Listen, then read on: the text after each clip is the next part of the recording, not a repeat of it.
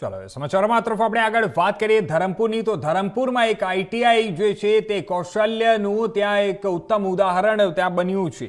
ધરમપુર તાલુકાના માલનપાડા સ્થિત આઈટીઆઈમાં ચાલી રહેલી કૌશલ્ય તાલીમનું એક ઉત્તમ ઉદાહરણ સામે આવ્યું છે. બેસદ્વારા ગામના તાલીમાર્થી જયદીપ પટેલે પરંપરાગત પેન્ટોગ્રાફ વિના કાર્ય કરતી ઇલેક્ટ્રિક ટ્રેનનું કાર્યક્ષમ મોડલ તૈયાર કરીને અને સૌનું ધ્યાન ખેંચ્યું છે.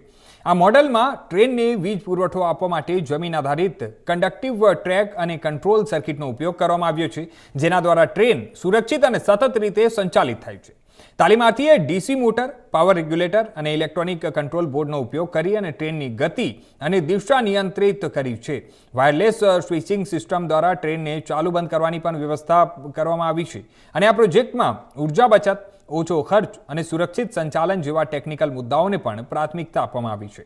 ત્યારે આઈટીઆઈ દ્વારા આપવામાં આવતી પ્રાયોગિક તાલીમથી ગ્રામ્ય યુવાનો ટેકનોલોજીમાં આત્મનિર્ભર બની રહ્યા હોવાનું આ પ્રોજેક્ટ જીવંત ઉદાહરણ છે.